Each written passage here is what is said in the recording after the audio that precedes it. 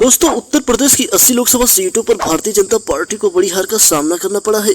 पिछले एक दशक से भाजपा यूपी में लगातार जीत दर्ज करती दिखी थी। हालांकि भाजपा को इस बार जिस यूपी ने सत्ता के शीर्ष तक पहुंचाया था, उसी ने जमीन पर ला दिया।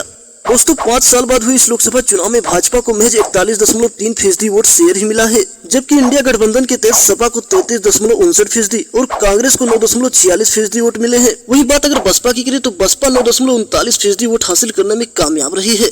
दोस्तों, इस प्रकार भाजपा और बसपा दोनों अपने वोट शेयर गंवाती दिखी है और इंडिया गठबंधन को इसका फायदा दिखा है और सीटों की संख्या 303 से 63 घटकर 240 हो गई। वहीं इसके उलट कांग्रेस ने अपने वोट शेयर को पिछली बार की 19.5% से थोड़ा बढ़ाकर 21.2% कर लिया है। दोस्तों, अब सवाल उठता है कि आखिर वोट शेयर में इतने मामूली बदलाव से सीटों की संख्या में इतना बड़ा अंतर कैसे आ सकता है। तो आपको बता दें कि ऐसा इसलिए है क्योंकि राष्ट्रीय वोट शेयर राज्यों का एक समूह है। एक पार्टी ऐसे राज्यों में वोट शेयर हासिल कर सकती है जहाँ वह इतने कम आधार से शुरू कर रही है। दोस्तों, आपको बता दें कि वोट जोड़ने से सीटें जीतने में मदद नहीं मिलती, जबकि अत्यधिक प्रतिस्पर्धी राज्य में समान मात्रा में हारने से कई सीटें खो सकती हैं।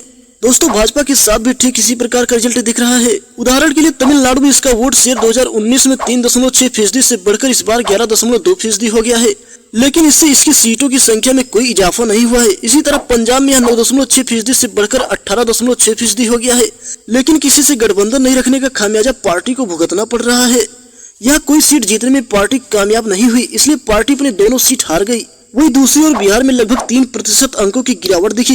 प्रदेश में 3.6% गिरावट के साथ 20.5% तक पहुंच गई। इसने 5 सीटों का नुकसान पहुंचाया। दोस्तों, वही पश्चिम बंगाल में पार्टी को 1.6% वोटों की गिरावट दिखी। इस कारण पार्टी ने 6 सीटें खो दी। हालांकि सबसे नाटकीय उदाहरण महाराष्ट्र में था। यहाँ भाजपा का हिस्सा 27.6% से 1.4% गिरावट के साथ 26.2% हो गया। इससे उसे पिछली बार की तुलना में आधी से कम सीटें मिली। पिछली बार पार्टी को 23 सीटें मिली थी, लेकिन इस बार 10 सीटों पर ही भाजपा जीत पाई और वही कांग्रेस ने लगभग इसके उलट रिजल्ट दिया। दोस्तों, महाराष्ट्र में वोट शेयर में 1% से भी कम की वृद्धि हुई। महाराष्ट्र में भाजपा का वोट शेयर 16.3% से बढ़कर 17.1% तक पहुंचा। इससे यहाँ पार्टी की सीटों की संख्या 1 से बढ़कर 13 हो गई। वहीं राजस्थान में कांग्रेस ने अपना वोट शेयर 34.2% से बढ़ाकर 37.9% तक पहुंचाया। इससे इसका असर देखा कि 2019 में शून्य पर सिमटने वाली कांग्रेस को 8 सीटों पर जीत मिली। दोस्तों, उत्तर प्रदेश में कांग्रेस के वोट शेयर में 6.3% से 9.5% तक वृद्धि हुई। इससे पार्टी की सीटों की संख्या 1 से बढ़कर 6 हो गई और वही देश की तीसरी सबसे बड़ी पार्टी सपा ने लोकसभा में अपने वोट शेयर को 18% से 33.5% तक बढ़ाया है। दोस्तों, इस पार्टी ने 37 सीटों का उच्चतम आंकड़ा हासिल किया और कांग्रेस के 9.5% वोट शेयर के साथ राज्य में इंडिया ब्लॉक का वोट शेयर 43% तक पहुंचाया, जिससे एनडीए को कड़ी टक्कर मिली। दोस्तों, पिछली बार सपा बसपा गठबंधन का 37.3% एनडीए की 50% से अधिक वोट शेयर से बहुत दूर था।